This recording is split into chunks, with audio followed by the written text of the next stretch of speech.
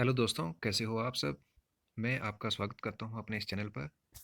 दोस्तों, जब भी बात होती है हनीबीज़ की, तो सबसे पहले आपके मन में क्या सवाल आता है कि ये बहुत ही भयानक होती हैं, ये बुरी तरह से काटती हैं, इनसे बचकर ही रहना चाहिए। पर हमें यह भी पता है कि इनसे हमें शहद मिलता है। दोस्तों, हनीबीज़ के रोल को इकोसिस्टम में नज़रअंदाज नहीं किया जा सकता है। ये मधुमक्खियाँ ही हैं जो पौधों में पॉलिनेशन करती हैं, जिससे पौधों में वंश वृद्धि होती है और बाकी जीवों को भोजन मिलता है तथा हम सबका जीवन संभव हो जाता है इससे। एक महान वैज्ञानिक आइंस्टाइन ने एक बार कहा था, यदि दुनिया से मधुमक्खियां खत्म हो जाएं तो दुनिया में जीवन 4 साल के अंदर खत्म हो जाएगा। तो आज हम उन्हीं मधुमक्खियों के बारे में बात करेंगे। सबसे पहले हम बात करते हैं सिस्टमेटिक पोजीशन की।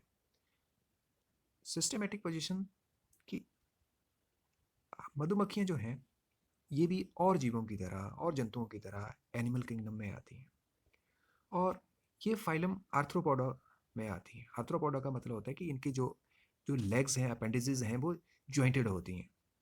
और क्लास इंसेक्टा में आती हैं। ये क्लास इंसेक्टा या क्लास हेक्सापोडा भी कहा जाता है। हेक्सापोडा का मतलब कि इसमें 6 टांगें होती हैं। टोटल 6 लेग्स होती हैं इसमें, तो इसलिए इसको हेक्सापोडा भी कहा जाता है। और ऑर्डर हाइमेनोप्टरा। हाइमेनोप्टरा का मतलब कि इसके जो विंग्स होते हैं वो मेम्ब्रेनस होते हैं, ट्रांसपेरेंट होते हैं। तो इसलिए उसको ऑर्डर हाइमेनोप्टरा में रखा जाता है और इसके माउथ पार्ट्स जो हैं वो लंबे होते हैं, तो इसलिए इसको फैमिली एपिडे में रखा जाता है।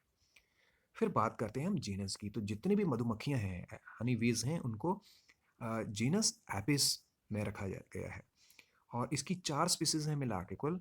सबसे पहली स्पीसीज है डॉर्सेटा, दूसरी फ्लोरिया, तीसरी सिराना और चौथी जो है वो मेलिफ्रा। तो आओ हम इसकी टाइप्स के बारे में बात करते हैं। तो हनी बीज की टोटल 4 टाइप्स हैं। सबसे पहली एपिस डॉर्सेटा। इसको हम जाइंट हनी बी भी कहते हैं, रॉक बी भी कहते हैं और ये बड़ी फिरोसिस होती है। ये जब कभी भी डेंजर महसूस करती है तो एकदम से अटैक कर देती है अपने डिफेंस में ये। और ये ओपन में नेस्ट करती है, लाइट में नेस्ट करती है। ये कभी भी हमने देखा कि बड़े बड़े छत्ते पेड़ों के ऊपर होते हैं या रॉक्स के ऊपर लटक रहे होते हैं, उसमें वो डॉर्सेटा ही होती है। दूसरी है एपिस फ्लोरिया। ये साइज में बहुत छोटी होती है, जैसे डॉर्सेटा सबसे बड़ी होती है साइज में, तो ऐसे ही है उसके उल्टे ये सबसे छोटी होती है, तो इसलिए इसको ड्वार्फ हनी बी भी कहा जाता है, इसको लिटिल हनी बी भी कहा जाता है।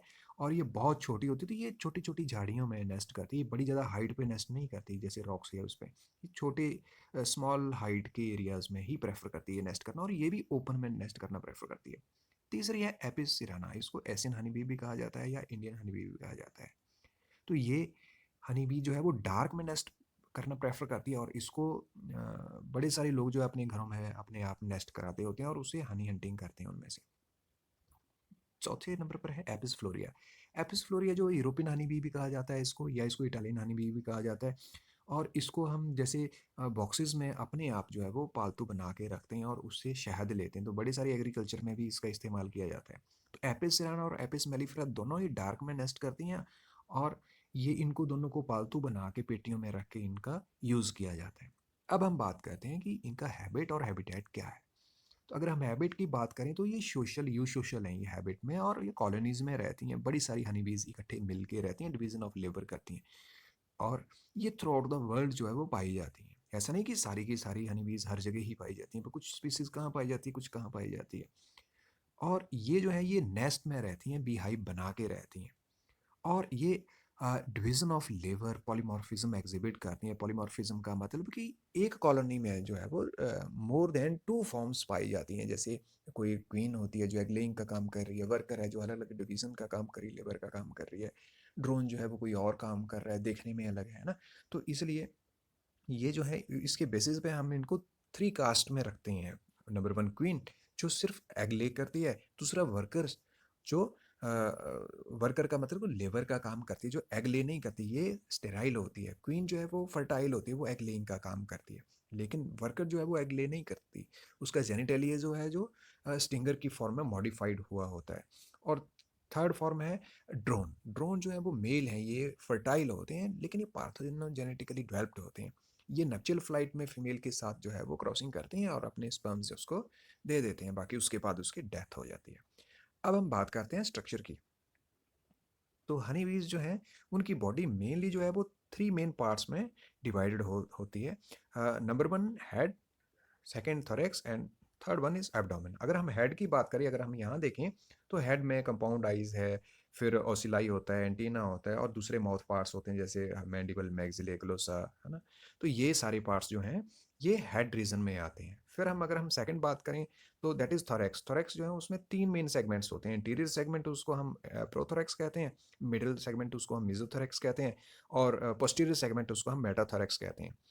अब हम अगर देखें तो इसमें लेग्स और विंग्स भी इसी पोर्शन में होते हैं। तो लेग्स जो है वो 3 पेयर्स लेग्स के होते हैं और वो जॉइंटेड लेग्स होती हैं। जो सबसे पहले वाला पेयर है उसको फोर लेग कहते हैं, उससे बीच वाला जो उसको मिड लेग कहते हैं और सबसे लास्ट वाला पेयर जो है उसको हाइंड लेग कहते हैं। हर एक लेग में 5 पार्ट्स होते हैं और सबसे पहला पार्ट जो है coxa, trochanter, femur, tibia, tarsus और फिर उसके बाद जो है वो पुलबिलस और क्लॉ भी पाए जाते हैं उसमें। अगर हम बात करें विंग्स की तो विंग्स जो हैं वो 2 पेयर होते हैं। जो फ्रंट वाला विंग है उसको हम फोर विंग कहते हैं और जो पीछे वाला विंग है उसको हाइंड विंग कहते हैं। और दोनों ही विंग जो है वो मेम्ब्रेनस होते हैं, नैरो होते हैं और ट्रांसपेरेंट होते हैं। तो ये दोनों ही पेयर जो होते हैं विंग्स के।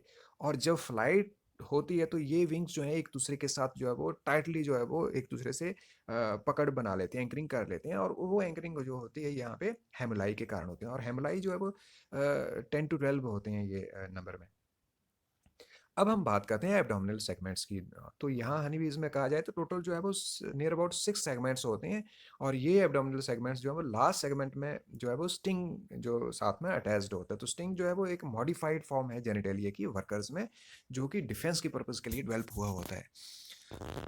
अगर अब हम बात करें फंक्शन की तो क्वीन में जो है वो उसका रोल क्या है, वो फर्टाइल फीमेल होती है। तो उसका मेन रोल जो है वो एग लेइंग करना है और कॉलोनी में जो है पॉपुलेशन को बढ़ाना है। तो उसकी लाइफ जो है वो मैनी ईयर्स हो सकती है, 4 5 6 7 ईयर्स तक उसकी एज हो जाती है। और अगर हम बात करें ड्रोन की तो ड्रोन जो है वो भी फर्टाइल होते हैं। और मैंने पहले ही कहा कि वो पार्थेनोजेनेटिकली जो है वो प्रोड्यूस्ड होते हैं, तो उनमें वन एन होता है। और ये क्वीन के साथ जो है वो मेट करते हैं और उसके बाद इनकी लाइफ खत्म हो जाती है, डेथ हो जाती है। नॉर्मली जो है ड्रोन्स की एज जो है वो 5 वीक्स तक होती है। अगर हम बात करें वर्कर्स की तो वर्कर जो है वो स्टेराइल फीमेल्स होती हैं और इनकी एज जो है 4 to 6 वीक्स होती है। और ये अपनी लाइफ में जो है वो डिवीजन ऑफ लेबर एग्जिबिट करते हैं और ये अलग अलग काम करते हैं अलग अलग स्टेजेस में। ऐसा नहीं कि एक ही काम, एक हनी भी एक ही काम करती है थ्रू आउट लाइफ। कभी ये हाइव की रिपेयर का काम करते हैं, कभी हाइव को क्लीन करने का काम करते हैं, या कभी जो फूड है उसको स्टोर करने का काम करते हैं, हाइव बनाने का काम करते हैं, फीडर का काम करते हैं, नर्सेस का काम करते हैं, या फिर फैनर का काम करते हैं, हवा देते हैं हाइव के अंदर हनी बीज को जब गर्मियों का टाइम आ जाता है। फ्रेजर्स का काम करते हैं, फूड लाते हैं इधर उधर से जहाँ से भी नेक्टर है उसको कलेक्ट करके लाना। या फिर डिफेंस का काम है, जब भी इनको लगे कि कॉलोनी जो है वो डेंजर में है, तो ये अपनी लाइफ को स्टेक पे लगा के जो है वो कॉलोनी को डिफेंड करते हैं। अब हम बात करते हैं नेस्ट और बीहाइव की, कि नेस्ट जो है उसका स्ट्रक्चर कैसा होता है, जो जिसमें ये रहते हैं, इनका रहने का घर जो है। तो इनका घर जो है वो कॉमनली जो है वो हैंगिंग डाउन वर्टिकली होता है, कि जब कभी भी किसी भी रॉक या वॉल से या ब्रांच से ये हैंग करता होता है। और इसमें जो है वो सीरीज ऑफ वर्टिकल कॉम्स होती हैं, पैरेलल टू ईच अदर होती हैं। वो अगर मल्टीपल कॉम्स हैं तो वो मैंने पहले ही कहा था कि मेलिफेरा और सिराना में मल्टीपल कॉम्स होती हैं, लेकिन जो एपिफ्लोरिया या एपिस डॉर्सेट है उनमें सिंगल कॉम्ब होती है। और उस कॉम्ब में क्या है, हेक्सागोनल सेल्स होते हैं। यहाँ अगर हम इस इमेज में देखें तो ये हेक्सागोनल सेल्स हैं।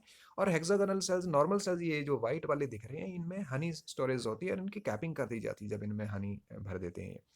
पर बाकी के जो वर्कर सेल्स हैं वो नॉर्मल वाले हेक्सागोनल सेल्स हैं, उनकी कैपिंग कर देते हैं। उनके अंदर जब लार्वा डाल देते हैं, एग डाल दिया जाता है, लार्वा ग्रो होता है, तो उसमें से वर्कर निकल के आते हैं। अब हम बात करें क्वीन सेल्स की तो ये एक्स्ट्रा लार्ज होते हैं, ये कैप्सूल शेप्ड होते हैं और ये बाहर से दूर से दिख जाता है कि ये क्वीन सेल्स है। तो क्वीन सेल जो है वो ज़्यादा नंबर में नहीं होते, लेकिन इनकी जो है वो नरिशमेंट वर्कर सेल जो है वो स्पेशल फूड रॉयल जेली से कराते हैं। और उसके साथ में ही उनसे छोटे साइज में थोड़े से ड्रोन सेल्स होते हैं जिनमें मेल ड्रोन पैदा होते हैं और उनकी ब्रीडिंग होती है। अगर हम बात करें इनकी कम्युनिकेशन की, कि एक दूसरे से कैसे कम्युनिकेट करती हैं हनी बीज, तो ये एक इनकी साइन लैंग्वेज होती है, वैगल डांस करते हैं ये। और वैगल डांस से ये दूसरी हनी बेज को ये बता देती हैं कि सोर्स ऑफ फूड जो है वो कितने डिस्टेंस पे है, कौन सी डायरेक्शन में है और कितना रिच है। तो ये दूसरी हनी बेज को कम्युनिकेट करके जो है वो उनको वहाँ जाने के लिए सिग्नल दे देती हैं। फिर हम बात करते हैं इकोनॉमिक इम्पोर्टेंस की, कि हनी बीज़ की इम्पोर्टेंस को हम कम नहीं आंक सकते, क्योंकि हनी बीज़ जो है वो इनका पॉलिनेशन में इतना बड़ा रोल है, इतना वाइटल रोल है कि अगर इनको निकाल दिया जाए तो पॉलिनेशन जो है वो नहीं हो पाएगी पौधों की। साथ में हम इनको हनी के लिए बहुत ज़्यादा जानते हैं, क्योंकि हनी जो है वो बहुत ज़्यादा पसंद होता है लोगों को उसकी स्वीटनेस की वजह से और मेडिसिनल वैल्यू की वजह से। वीज वैक्स भी इसका कम इस्तेमाल नहीं किया जाता। फिर वी वेनम का आजकल थेरेपी के कैंसर में या फिर और जगह बड़ी सारी मेडिसिनल इंडस्ट्री में इसका यूज़ किया जाता है। पोलन्स का इस्तेमाल किया जाता है प्रोटीन के लिए। फिर एयरक्राफ्ट डिज़ाइनिंग के लिए इनके मॉडल इस्तेमाल किए जाते हैं। और लास्ट में हम बात करते हैं हनी वी के एनिमीज़ की। तो हनी वी के एनिमीज़ की कोई कमी नहीं है दुनिया में, और इंसान इसका सबसे बड़ा एनिमी है, क्योंकि जब कभी भी हम हनी हंटिंग करते हैं तो हम अ, अकेले हनी नहीं लेते, हम सारी की सारी कॉलोनी को डिस्ट्रॉय कर देते हैं, जो कि एक साइंटिफिक तरीका नहीं है। और जिससे क्या है कि क्वीन भी मर जाती है, सारी कॉलोनी डेजर्ट हो जाती है। और फिर इससे क्या है, बहुत बड़ा लॉस होता है हमारे इकोसिस्टम में। तो इसके साथ साथ वियर, बेजर्स, मंकी, स्कंक्स और दूसरे एनिमल जैसे मॉथ होते हैं या फिर वीटल्स, वो भी कॉलोनी को डिस्ट्रॉय करते हैं। अगर हम बी डिजीज़ की बात करें, पैरासाइट्स की बात करें, तो वायरल डिजीज़ या बैक्टीरियल फंगल डिजीज़ हैं, ये कॉलोनी को बहुत बुरी तरह से ख़राब कर देते हैं जब कभी भी ये कॉलोनी को इन्फेक्ट करते हैं। इसी के साथ हम हनी बीज़ के बारे में सारी जानकारी यहीं पे ख़त्म करते हैं। Thank you.